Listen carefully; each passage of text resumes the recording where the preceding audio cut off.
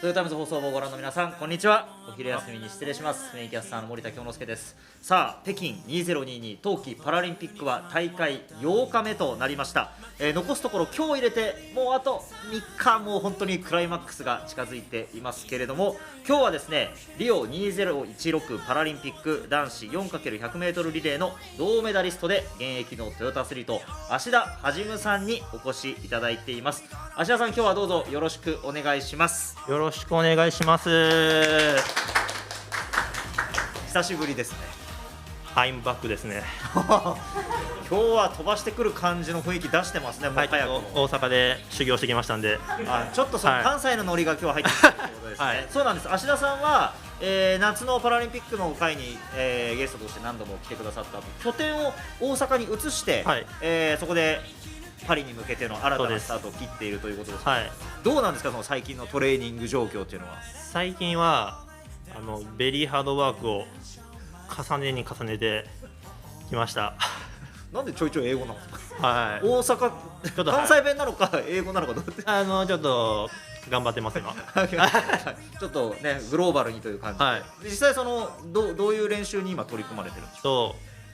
東京パラリンピック自分が出れなくて、はい、そこの反省点として、調子のいい時に比べてかなり走り幅跳びの助走の速度が落ちてしまった部分があるんですね。なのでまず一度自分の良かった水準に戻すためにかなり走るトレーニングを、スプリントのトレーニングを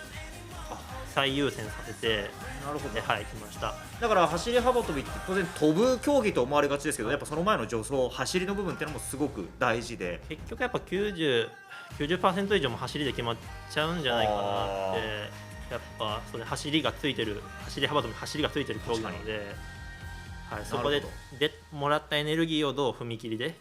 こう空中に放出させるかなので、そこの飛ぶところばかりちょっとフォーカスしてしまった数年があるんですけど、それで助走速度を得られずに飛んでも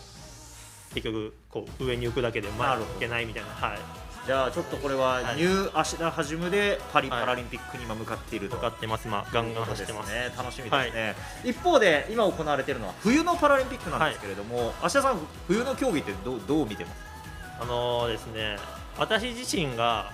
子供の頃の病気の影響で雪山に行ったことがないんですよね。だから正直自分がやる分には縁が全然なくて、ただ見ててめちゃめちゃ面白いなっていうのはあります。どこに面白さを感じますか？いや、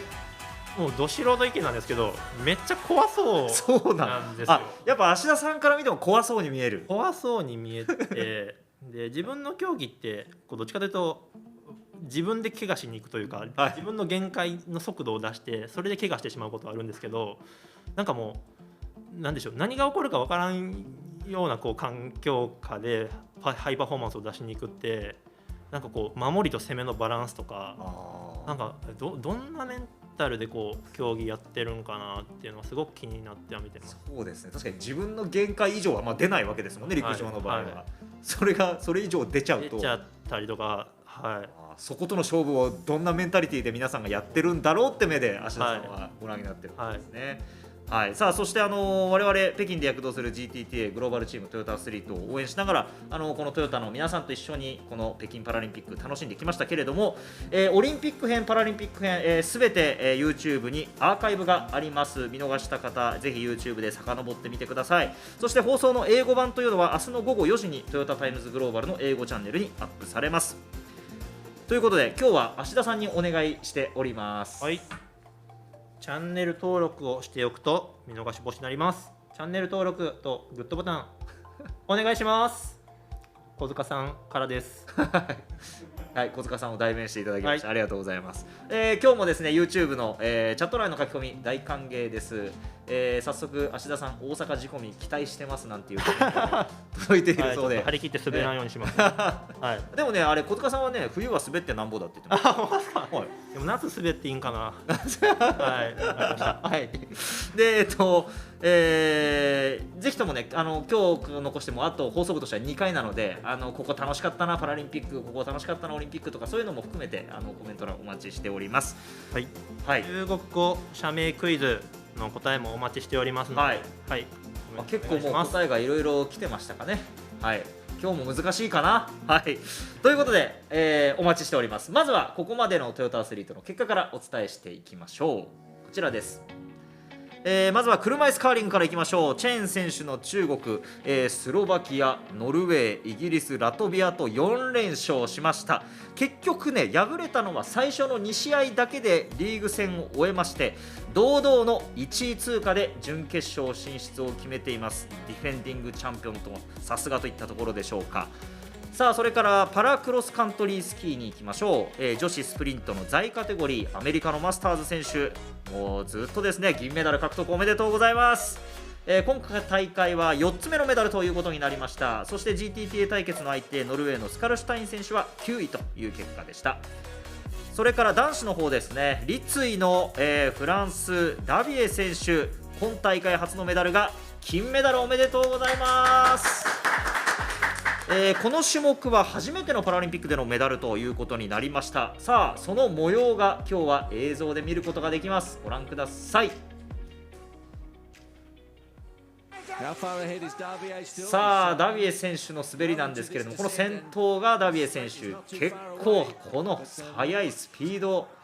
そしてこの半袖で今先頭を滑ってくるのがダビエ選手ですが、これだけの運動量があるともう半袖でも全然大丈夫っていう感じなんでしょうか。ちょっとずつ後ろを確認しながら、正直ね、早送りしてるんじゃないかってぐらい速いスピードで、すごいな。これが金メダルの瞬間、両手を高く上げてゴールしました。本当におめでとうございます。やっぱ映像を見るとこのスピード感っていうのもね、感じますよね。迫力が違いますね。迫力違いますね。はい。さあ、そしてそのクロスカントリースキーの視覚障害のクラスの結果もいきましょうか。はい、出ました。カナダのマッキーバー選手、20キロクラシカルに続いてですね、この種目もなんと4連覇達成でございます。おめでとうございます。どういうパラリンピック4連覇ですよ。しかもそれが2種目あるんです。いいな。はい。長年そのね、力をこう継続するのもなんか計り知れない努力だなって。いや、はい、そうですよね。そして同時に GTTA スウェーデンのモディン選手は銅メダルということで素晴らしい戦いでした。そしてパラアルペンスキー最後に行きましょうか。大回転ですね、男子座位のカテゴリーですが、日本の森井選手、トリノで銀メダルの種目だったんですが、これ8位入賞ということになりました。森井選手の、途中経過の届いたコメントをちょっと紹介させてください。前半の高速系のレース、滑降とスーパー大回転ですけれども、こちらは世界屈指の怖いコースでフルスイングで挑んだと。で、強豪と表彰台争いができたことに自信とマシンの進化を実感できて大きな自信になり、自身とマシンの進化を実感できて大きな自信になりましたと。そして後半ですね、今まさに戦っているところ、この技術系大回転回転、とても難しいコースだったと。経験したことのないシャドウと鬼門感覚にもがいている。最終日に向けて少しでもフィットできるように今日明日のトレーニングを全力でやっていきます。最後まで全力でチャレンジ続けますので熱い応援よろしくお願いしますということでした。最初の特集は森井選手の特集で悲願の金メダルへということで、残すは一つになりましたから、我々本当最後まで気を抜かず絶対森井選手の悲願叶えてほしいなということで応援しましょう。以上、ここまでのトヨタアスリートの活躍をお伝えしました。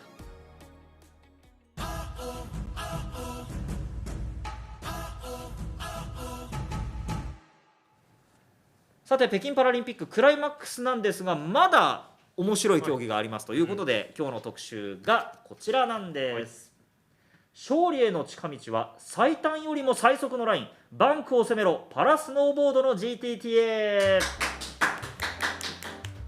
勝つためには最短ルートをと思ったら違うんです、最速のルートが別にある、っていうのがパラスノーボード競技の中でも、バンクドスラローム、今日はこれにフォーカスしていきたいと思います。バンクドスラローム来ましたね。知ってますか？知ってます。さあ、そのバンクドスラローム見ていく前に、パラスノーボードには2つあるのでちょっとその違いからいきたいんですけれども、スノーボードクロス、こちらはすでに競技が終了しているんですが、バンクドスラロームが残っているという状況です。で、その先に終わってしまったスノーボードクロス、GTTA の活躍が光りましたということで、選手を紹介する前にまずは2つの違いを理解するべくですね、月曜日に行われましたスノーボードクロスの決勝の映像がありますので、そちらご覧ください。これ2人の GTTA が決勝に残っています。画面奥から手前2番目の赤いビブスの選手がフィンランドのマッティ・スールハマリ選手、そして手前から2番目青いビブスを着ているのがオーストラリアのベン・タドペ選手なんですが、決勝ラウンドこのように4人で一緒に滑って競争です。激しくなります。今一番奥にいる赤が、スールハマリ選手、そして4番手一番後ろから追いかけているのがタドペ選手なんです。ここで今初めてスールハマリ選手が前に出てトップに立ちましたが、ちょっとタドペ選手は離されての4番手、ここから果たしてどうなるか。この急カーブを見事に滑っていきます。さあこのままスールハマリ選手金メダルになるのか。ちょっとタドペ選手4番手苦しいか、どうなんだ。ここはさあ最後の直線に入っていく。このまま順位は決まってしまうのか。スールハマリ選手が先頭でいよいよクライマックス最後のジャンプゾーンに入っていく。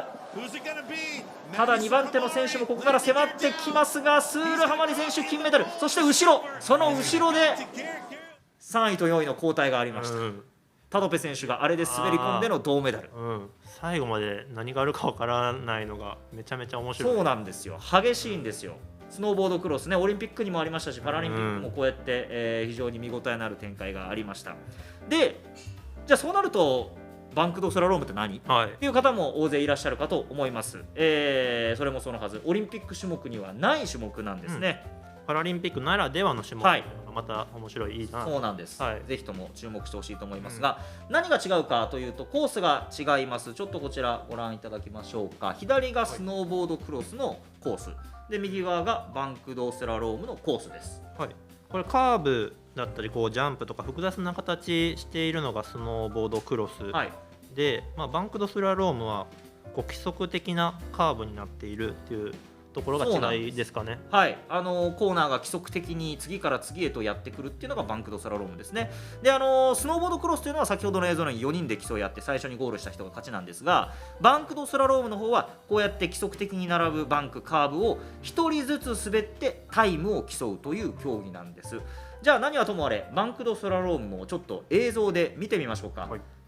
ちらはまだ行われてないので前回の映像です。ピョンチャンで GTTA のアメリカエヴァン・ストロング選手が銀メダルを獲得した時の映像です。どうぞ。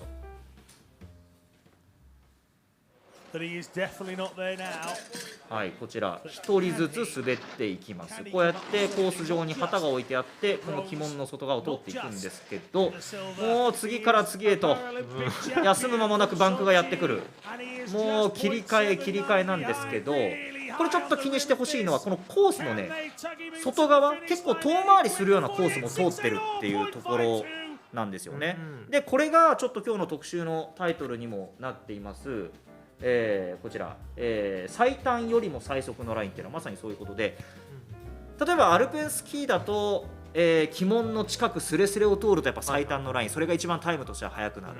だけど今見ると外側回ったりもしていた、あれはこういかにこうスピードを落とさないように角度がつくラインコース取りができるか。だから逆にこうコース取りを間違えると上りになっちゃって減速しちゃったりとか。なのでどんなコース取りを取るかっていうのもそれぞれこのバンクドスラロームが魅力なのかなと。戦略ですね。でちょっと歴史振り返ってみますと、スノーボード自体がパラリンピックの競技になったのが2014年のソチからということで、ついこの前ですね。でスノーボードクロスだけでスタートしまして、前回のピョンチャンからこのバンクドスラロームが加わりました。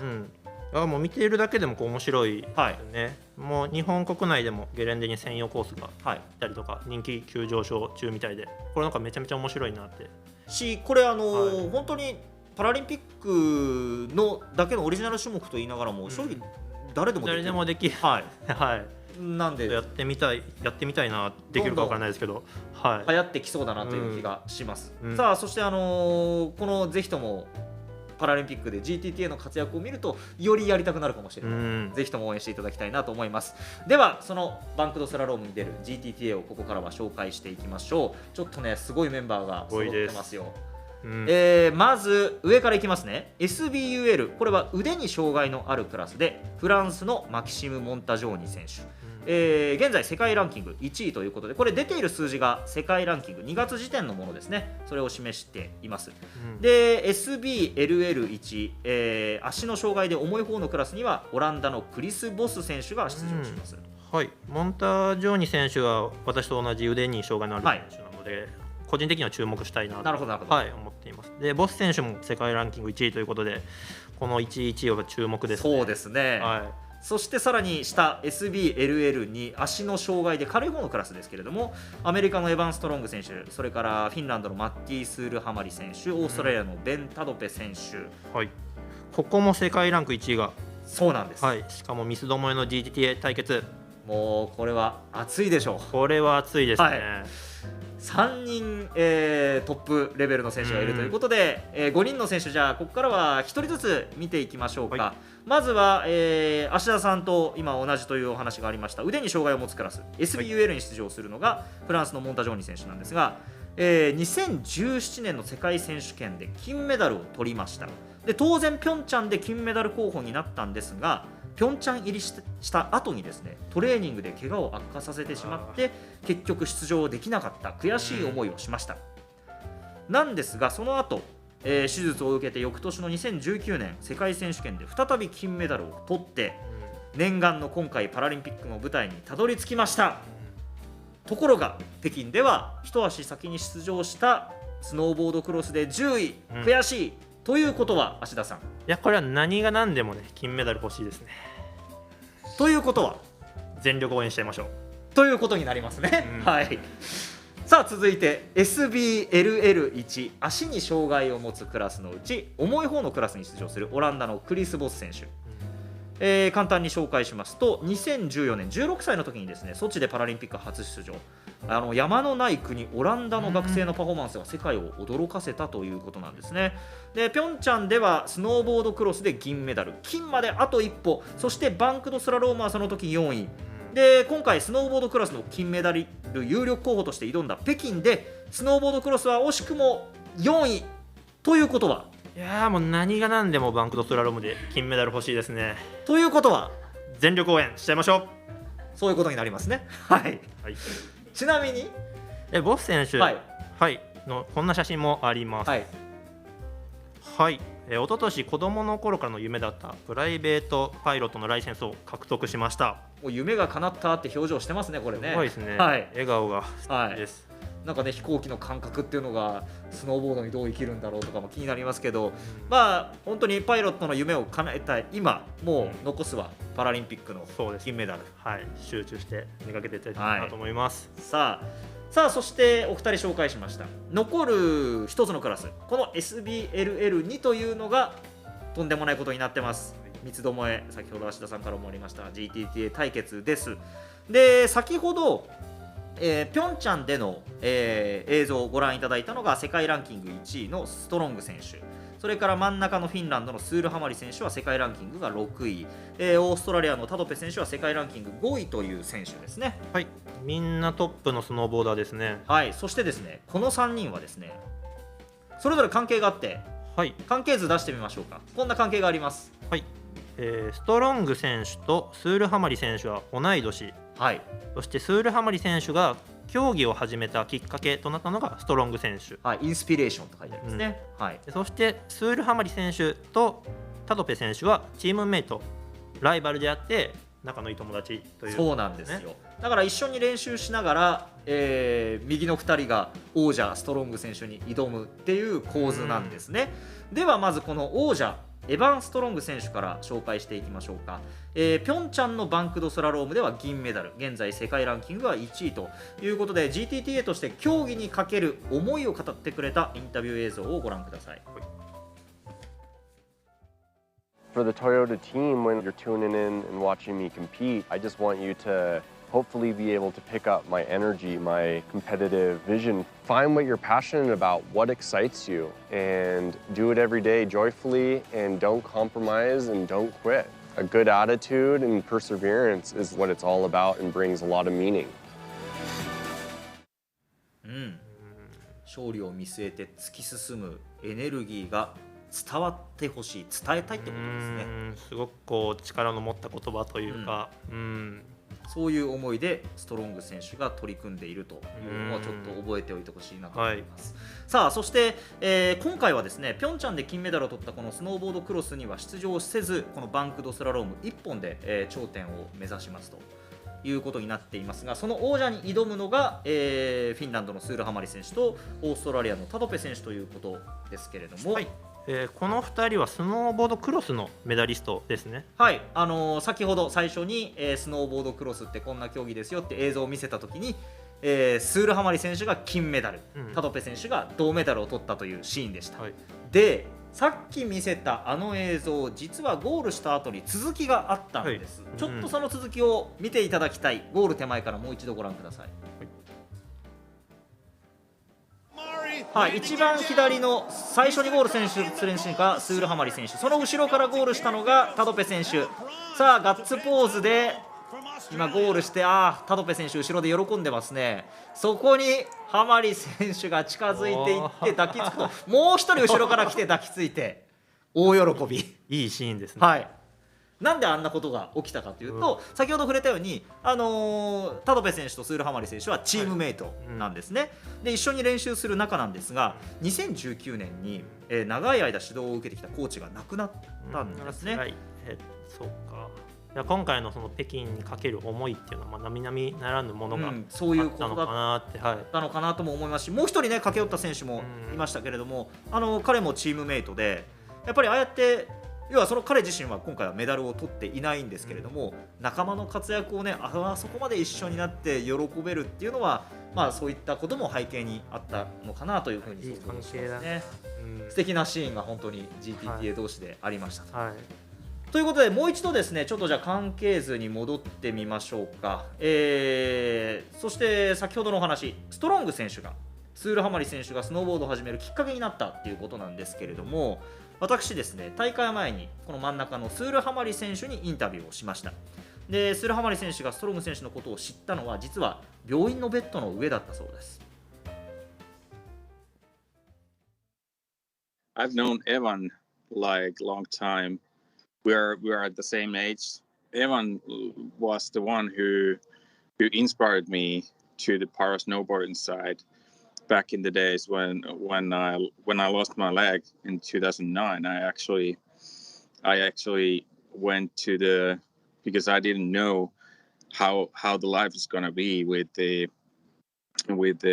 prosthetic leg. I didn't have a clue about that, so I went to the Google snowboarding thing is, because I had a really big passion for snowboarding since my teenage years. So I was like Googling what people can do with the prosthetic legs, and I found Evan Strong doing snowboarding and skateboarding and stuff like that. So with his doing what he did, he inspired me to the para snowboarding. Then we met later on the tour. It was the year 2013, and we became really good friends, and we've been really good friends since we met. 芦田さんいかがですか？いや、なんだろう、私自身もこう自分がパラスポーツに取り組むきっかけになった、先輩っ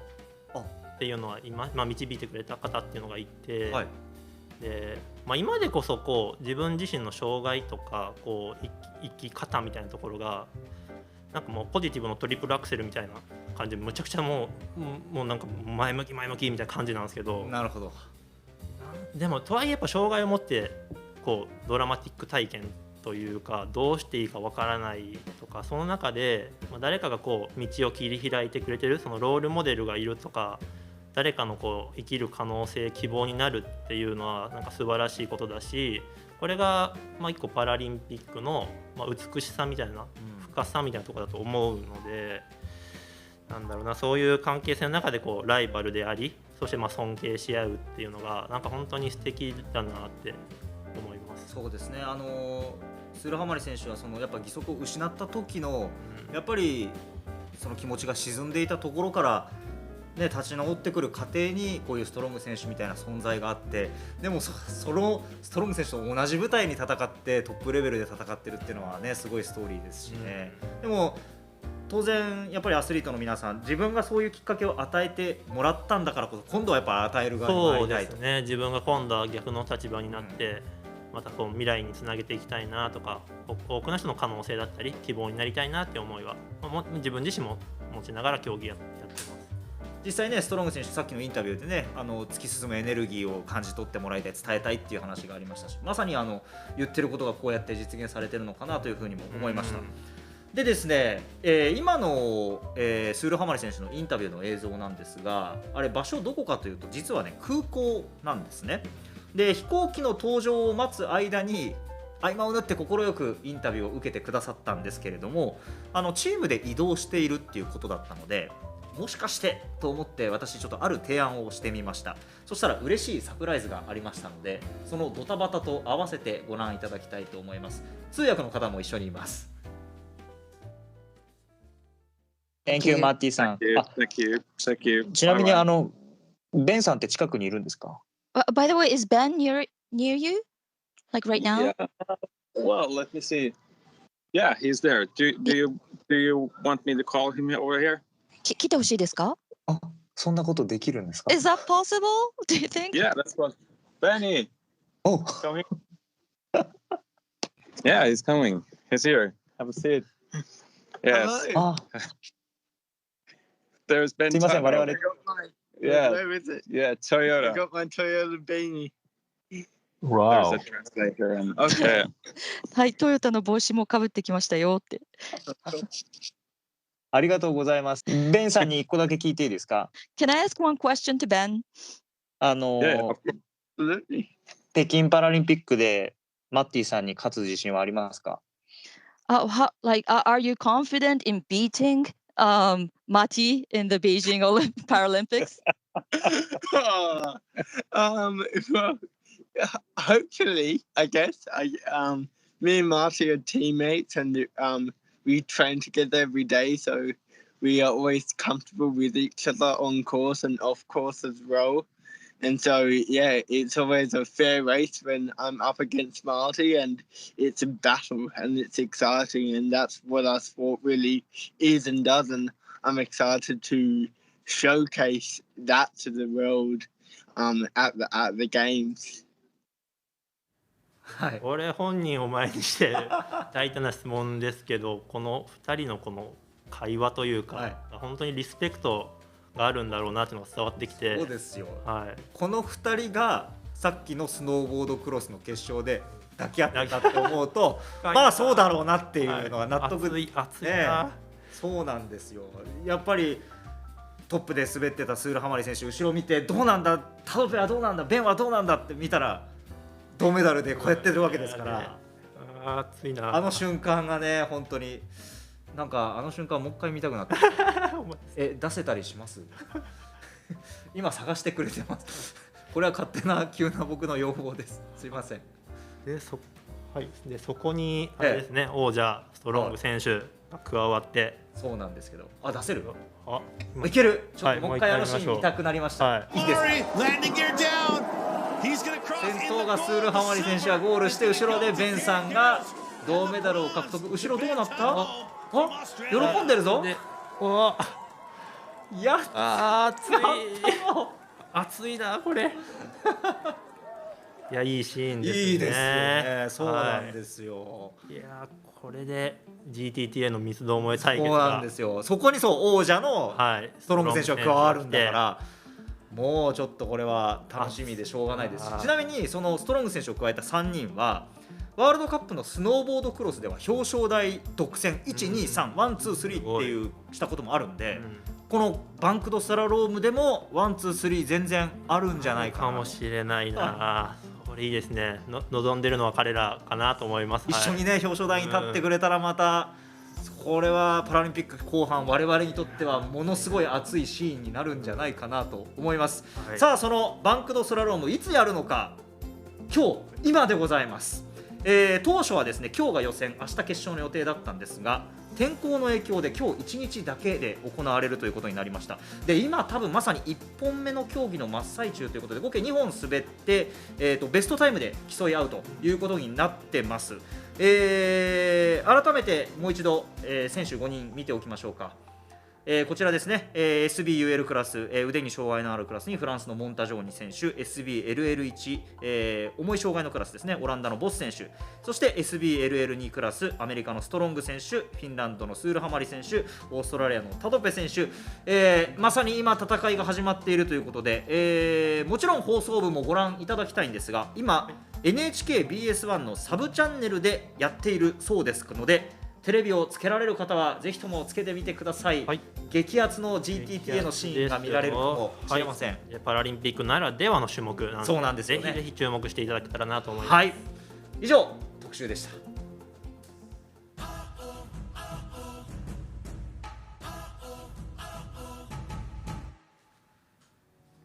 さあということで、ここからは北京パラリンピックのクライマックストヨタアスリートの出場競技予定を紹介していきましょう。いきます。チャンアオビンチューパラアイスホッケーからですね、こ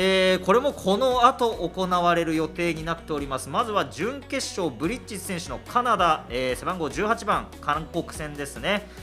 それから今夜同じく準決勝、ローマン選手のアメリカ、背番号は23番ですね、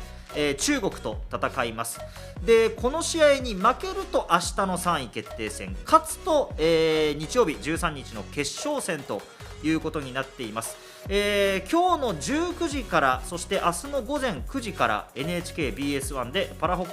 スホッケーの放送が予定されているのでチェックしてみてください。そして決勝の模様は、日曜日13時から NHKBS1 で放送する予定となっています。最後の最後、アイスホッケー見ると GTTA が出てる可能性高い、確実に出てるのかのでぜひともチェックしてください。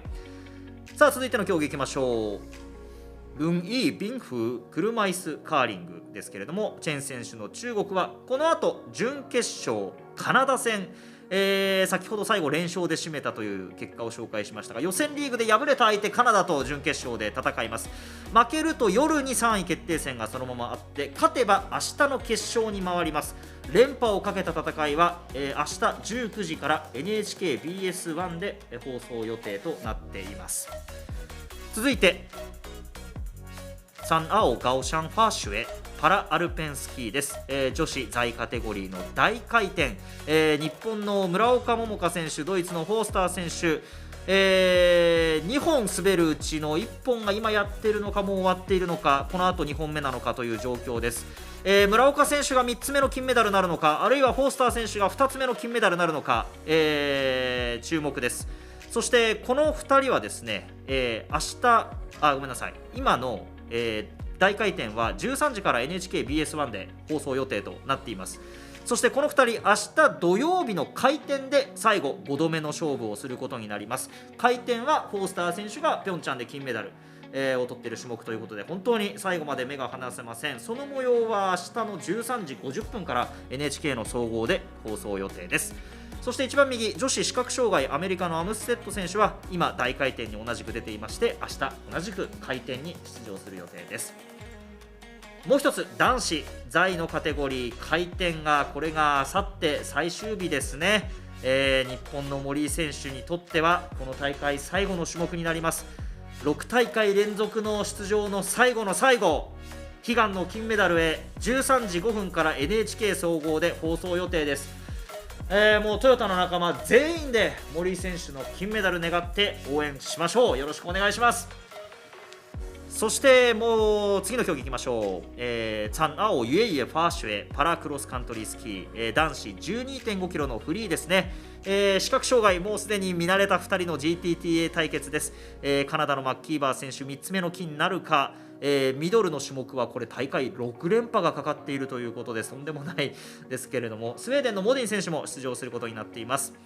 そしてマッキーバー選手は日曜日の混合リレーとオープンリレーにも出場予定ということで、まだまだレジェンドが、伝説を生み続ける可能性があります。最後までお見逃しなく。そしてフランスのダビエ選手は立位のカテゴリー男子 12.5 キロフリー、スプリントに続いての金メダルになるか。今日ね、映像でスプリントの方をご紹介しましたが、早送りかと見間違えるほどのスピードをご注目ください。女子の方にも行きましょう。明日ですね、 7.5 キロの在カテゴリー、アメリカのオクサナ・マスターズ選手、ノルウェーのスカルシュタイン選手、この2人は日曜日の混合リレーにも出場する可能性があります。続いてチャンアオドンチリャンシャンパラバイアスロン、女子 12.5 キロの在カテゴリー、クロスカントリーと同じです。今アメリカのオクサナ・マスターズ選手が出場中ということになっています。それからフランスのダビエ選手がこの後男子 12.5 キロの立位カテゴリーに出場予定です。おしまいに、今日特集しましたツァン・アオ・ダンバン・ファーシュエパラスノーボード、特集したバンクドスラローム、今行われているのかな SBUL 腕の障害のクラスフランスのモンタジョーニ選手と SBLL1 足の障害の重い方のクラスにオランダのクリス・ボス選手、さらに SBLL には三つどもえの GTTA 対決、アメリカのストロング選手、フィンランドのスールハマリ選手、オーストラリアのタドペ選手、3人の表彰台が見たいなと思っています。もうすでに始まっています。こちらはですね NHKBS1 サブチャンネル今やってるということで、放送部をご覧になりつつテレビでもご覧ください。そして閉会式が13日の20時59分から NHK 総合で放送予定です。結果はですね、来週月曜日のパラリンピック編最終回でもお伝えしますし、トヨタイムズの特設サイトでも確認できます。この週末でもう最後ですということで、今回は半年ぶりにパラリンピックやってきましたけど、これ終わるともう2年以上待たなきゃいけないんで、そうですね、もう噛み締めてくださいこの週末最後全力で応援しましょう。さあそれではラストはですね中国語社名クイズの答え合わせに行きたいと思うんですが、もう一度問題見ておきましょうか。今日の問題はこれでした。考えちゃダメです。心に感じてください。感じると答えが聞こえてくるかもしれない。どうだったんでしょうか。今から考えの方ぜひ回答チャット欄にどうぞ。シンキングタイムの間に芦田さん、じゃあコメント紹介お願いします。はい、今日もたくさんのコメントいただきました。ありがとうございます。まずちょっと気になる情報からですけなんだど、 TMC から北京への出張者さんから、はい、雪解け解けで、しかも今日は雨の予報なんですよ、スキーの会場は出ますね。ちょっとだからやっぱりね、森井選手非常にコンディションは難しいということでしたけど、本当にこのコンディションとの戦いっていうのは今回もあるかもしれません。そうですね。はい、はい、貴重な情報ありがとうございます。はい、でコメントいただきましたが、スノーボードクロスのゴール後のシーンを見てたくさん反応いただきました。ありがとうございます。はい、相馬さんから感動的なシーンですね。サシさん素敵なシーン、月島さん素敵、ポルポルさん青春出ました。青春ってことですね。ね、はい、本当にいいシーンだな。もう何度でも見たい。アーカイブでもう一回見ましょう。はい。で本日のチャット、小塚さんも入っていただいてます。あれいた？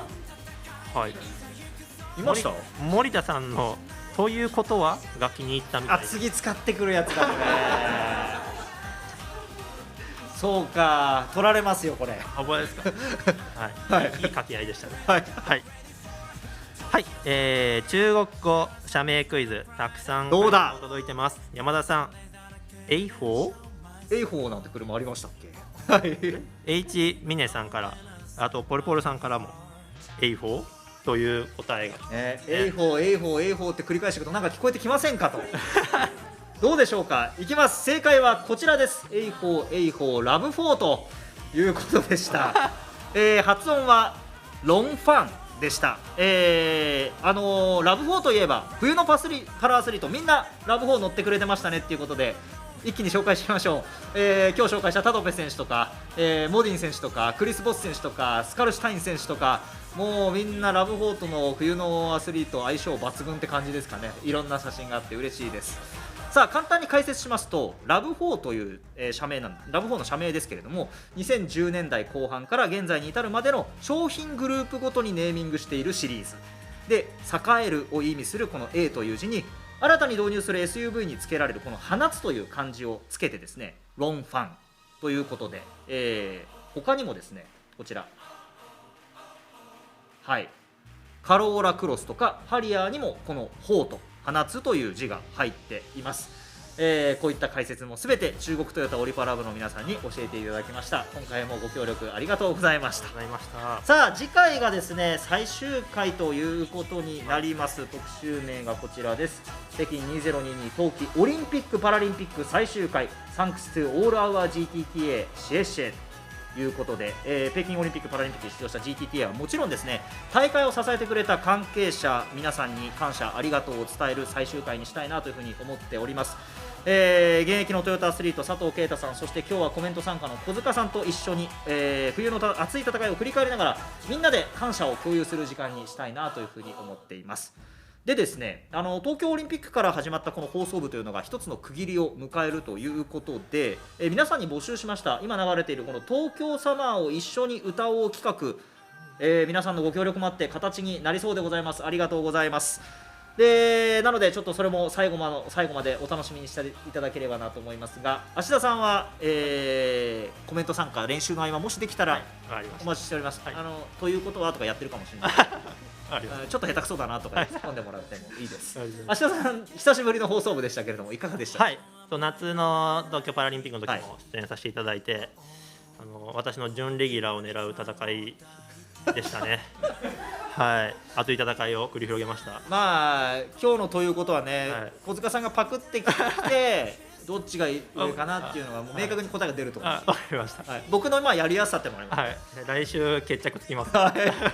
そのあたりも、裏テーマとしてお楽しみください。今日も最後まで皆さんお付き合いいただきましてありがとうございました。トヨタイムズ放送部、ここまでのお相手は森田京之介と芦田はじむでした。それではまた来週月曜日にワントヨタ最終回です。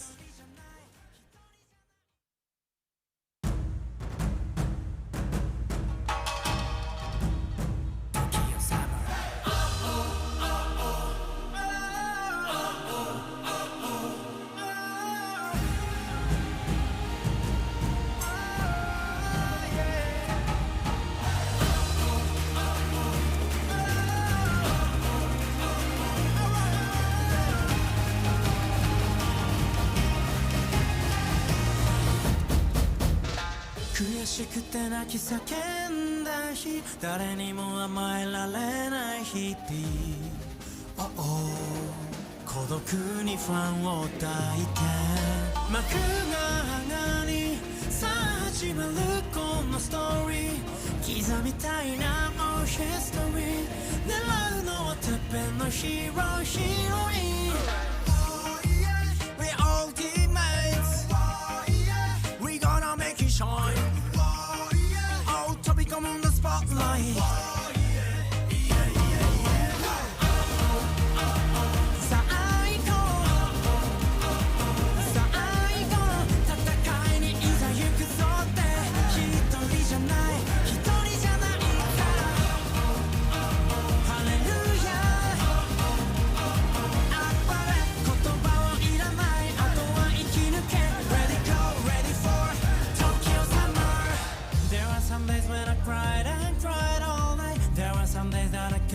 Show myself,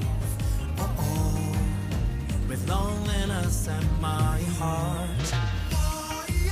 We all teammates, We gonna make it shine, Oh dive into the spotlight. Here we go, now let's go, ready for the battle, 100%, 'cause you're not alone.